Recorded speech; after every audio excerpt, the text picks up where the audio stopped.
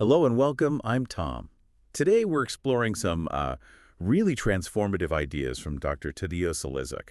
He's quite a fascinating voice in holistic health. And I'm Amy. Yes, we've gone through the sources you sent, Tom, and Dr. Olezek's perspective is, well, it's quite compelling. It really is.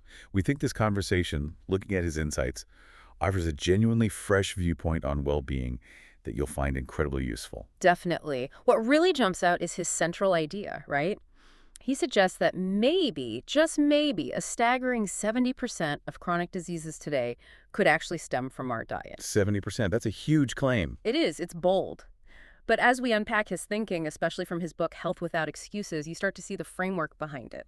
And it's got a lot supporting it. So our goal today is really to distill that knowledge, make it clear, and find some actionable things you can actually use. Exactly. Practical insights you can apply. Okay, so let's start where he often does, challenging something many of us just accept. Yeah. Calorie counting.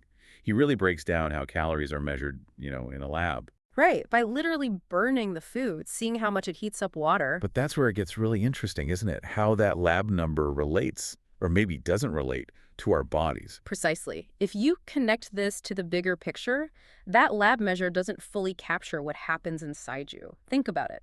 Alcohol, about 7 calories a gram. Oil, 9. Glucose, 4. Different numbers, but they act differently in the body, too. Totally differently. Take an almond. The label might say 150 calories, but your body, because of all the fiber, might only actually absorb maybe 80 to 100 of those. But what happens to the rest? Well, it's not wasted. It feeds your gut microbiome, Right. which is hugely important. So it really makes you ask, if you're not absorbing all those listed calories, what does counting them meticulously really mean for managing your health? That completely changes how you think about a food label. And he suggests this whole calorie counting focus, especially the fat is bad, sugar is good idea, Yeah. was pushed by the food industry, even funding studies to support it. That's quite a revelation. It really is. And it leads us straight into talking about sugar, especially fructose. Glucose, he explains, is vital. Every cell needs it for energy. Okay, standard energy source. But fructose, that's different. He calls it a hacker. A hacker, why? Because unlike glucose, it mostly bypasses the normal insulin response. So you can consume huge amounts of it, and your brain doesn't get the signal that you're full. So no off switch. Pretty much. And this unchecked consumption leads to something called glycation. Glycation. Okay, that sounds a bit technical. What does that mean for us? Well, think of it like sugar literally sticking to things inside you. It bonds permanently to proteins, fats. It's like caramelization, but happening in your cells and tissues. Right, like you said, caramelizing inside you. Exactly. That's a good way to put it. These sticky, damaged molecules are called AGs, advanced glycation end products. They build up stiffened tissues, cause inflammation. And speed up aging, like wrinkles. Yes, visible signs like wrinkles, but also damage inside arteries, kidneys, brain. It's systemic. Wow, so it's not just about empty calories, it's actual structural damage. Yeah. And he links fructose to problems with our mitochondria too, our energy factories. He does. He argues it directly blocks mitochondrial function, impairing how we produce energy at a cellular level. And the stats he shares are shocking. Like 25% of kids now having non-alcoholic fatty liver disease, NAFLD. 25% in Yeah. children. Yes. And he links it directly back to fructose, often from things people think are healthy, like fruit juices or just hidden in processed foods. It's a real wake-up call. You mentioned sugar addiction too. He tells this story, a striking one, about a young woman quitting sugar. She had 3 days of what she described as malaria-like withdrawal symptoms. Intense. Goodness. That really makes you pause and think, that, like he says, who's in charge here? Yeah. Sugar or you? Mm-mm. Okay, so building on diet, Dr. Ozuk points to insulin resistance as this, like, core problem underlying so many modern diseases. Yes, a huge underlying factor. We're talking type 2 diabetes, high blood pressure, certain cancers, colon, breast, prostate, even things like PCOS, Alzheimer's, dementia, fatty liver. It's a massive list. It really sounds like a silent epidemic affecting potentially millions who don't even know they have it. That's the key issue. So how do you know? He recommends a simple test, the HOMS. HOMA. HOMA index. How does that work? It's a calculation based on your fasting glucose and fasting insulin levels. It gives a pretty good estimate of how sensitive your cells are to insulin. If your score is over 2.5, he says that's a clear warning sign for insulin resistance. And what drives it, besides the sugar we just talked about? Well, processed food is a big one, obviously, but he also really emphasizes chronic stress as a major culprit alongside diet. Stress again. It seems to come up in everything related to health. It really does. And another cornerstone for Dr. Olizik is the gut. He has this powerful line: our immunity begins in the gut.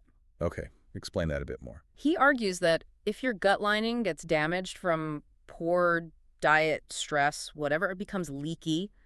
Toxins, bacteria, undigested food bits can slip into your bloodstream where they shouldn't be. And that triggers the immune system. Exactly. It causes low-grade chronic inflammation throughout your entire body. Systemic inflammation. Right, systemic inflammation. Precisely. And that affects everything, not just your gut. It can even mess with your brain chemistry. How so?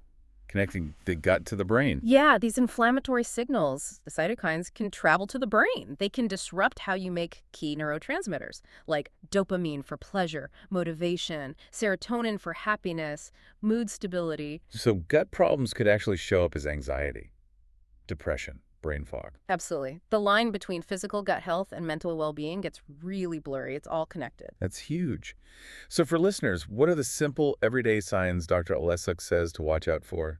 Signs your gut might be struggling. It keeps it straightforward. Persistent bloating, constipation, Yeah. or the opposite, consistently loose stools. Those are big red flags. Yeah, what's considered normal for bowel movements? He says healthy should be regular, ideally once a day, and effortless. And linking back to what we just said, things like an unstable mood or that feeling of brain fog can also be really significant gut indicators. Okay, so if we recognize those signs, what's the path forward? What's the solution according to Health Without Excuses? Well, the number one solution fundamentally starts with diet, an anti-inflammatory approach. Which means Strictly cutting out processed foods, refined sugars, obviously, white flour, white rice, basically the modern processed staples. and replacing them with. Whole foods, lots Yeah. of vegetables, resistant starches, things like cooked and cooled potatoes or ancient grains, and whole fruits. He really stresses eating the whole fruit, like an orange, not just the juice, to get that crucial fiber. Fiber is key. And he also talked about spices, right? Not just for flavor. Yes, he highlights specific spices as natural antifungals, things like turmeric, cardamom, cinnamon, ginger, cloves. These can help fight issues like candida overgrowth. Which can fuel sugar cravings, right? It's a vicious cycle. Exactly. So using these spices is like empowering your body's own defenses. Simple, everyday tools. Makes sense. So diet is huge. What else is part of this lifestyle medicine approach? A big one is sleep. He really hammers this home. Getting at least 7 hours is crucial. Why 7 specifically? That's the time frame your brain needs for its detox process, clearing out metabolic waste. It's also prime time for autophagy. Autophagy. That's the body's self-cleaning process. Exactly. Your body breaks down and recycles old, damaged cells. It's essential for renewal. Less than 7 hours regularly, you get irritability, foggy thinking, impaired repair. Okay, 7 hours minimum. Got it. And connected to repair, he talks about intermittent fasting. Yes, the idea of eating windows, maybe an 8-hour window where you eat, followed by 16 hours of fasting. 16 hours sounds like a lot. It's not about starving yourself. It's about giving your digestive system a break. During that fasting period, your body isn't busy digesting. It shifts focus to repair and clean up. It really ramps up that autophagy process. So it allows for deeper cleaning and repair. Right. Better metabolic health, more energy. Makes sense. And the third pillar, besides diet and rest repair, physical activity, I assume. Oh, definitely. He's a huge proponent of regular movement. And the stats are quite motivating. Just 15 minutes of walking a day, he says, could add 3 years to your life. 15 minutes, 3 years. Wow. And 30 minutes daily, maybe 5 years. But beyond longevity, exercise is just a fantastic stress reliever. Back to stress again. Yep. High chronic stress means high cortisol. That messes with your hormones, suppresses your immune system. Moving your body helps manage that cortisol, balances hormones, boosts immunity. It connects mind and body. It really puts a simple daily walk in a different light. Now, he also encourages being proactive with diagnostics, going beyond the usual blood work. What does he suggest? He really urges you to take charge. Beyond that HOMA index for insulin resistance, he mentions an oncopackage test. Oncopack. It's more like a panel. It measures things like heavy metals, lead, arsenic stuff from our environment, but also vital minerals like zinc and selenium. It gives a picture of potential toxic burdens and nutrient deficiencies that could impact health, even cancer risk. That's digging deeper than standard tests. What about genetics? Yes. Genetic testing is another area he highlights, looking for specific mutations like BRCA2. Often linked to breast cancer. Right. Yes, but crucially, it also significantly raises prostate cancer risk in men. Knowing that predisposition allows for much earlier, more targeted screening than you might otherwise get, it's about personalized prevention. Are there any simpler checks people can ask for? He recommends checking ferritin. That's your iron storage protein. Low levels, even if you're not anemic, can be a sign of chronic gut inflammation. Interesting. A gut marker. And he strongly advises a thyroid ultrasound. Even for men, blood tests don't always catch structural changes or nodules in the thyroid gland itself, and ultrasound can see things earlier. Okay, good practical tips there. Now, shifting slightly, he brings up something many might not consider. Parasites. Right, it might sound a bit strange, but he insists they're much more common than we think. Especially things like pinworms, roundworms, giardia. He estimates up to 40% of children might have them. 40%. Yeah. And hard to detect. Notoriously hard to detect with standard tests, yes, but they can quietly contribute to chronic inflammation, mess with nutrient absorption leading to low D3 or zinc, and cause symptoms like chronic allergies or even mood swings. So how do they relate to overall health? Well, he suggests if your immunity is strong, they stay in check. But if you're stressed, eating sugar, low on nutrients, that's when they can thrive and contribute to you feeling unwell. And those spices he recommended. Turmeric, ginger, cloves. They help with this too. He notes they have natural antiparasitic qualities as well. It all ties together diet, immunity, gut health. It really does. And he takes this idea of interconnectedness right back to the very beginning, talking about the mother's diet during pregnancy. A huge point. He suggests things like a baby weighing 4.5 kilograms, about 9.9 pounds or more at birth, can indicate the mother's diet wasn't optimal during pregnancy, potentially setting the child up for health issues later. And the microbiome connection. Critical. A child's initial microbiome comes directly from the mother during birth.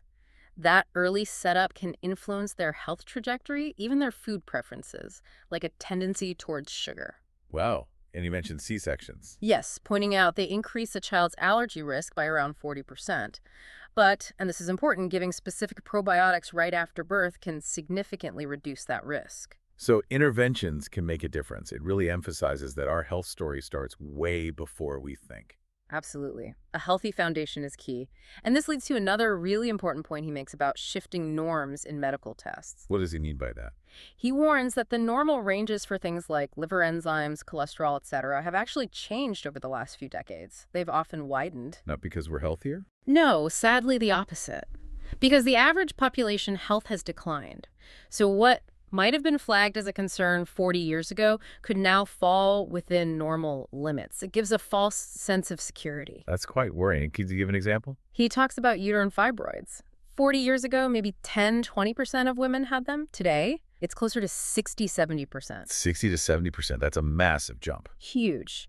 And he links it directly back to the rise of processed foods, sugar, and the resulting chronic inflammation that's become so widespread.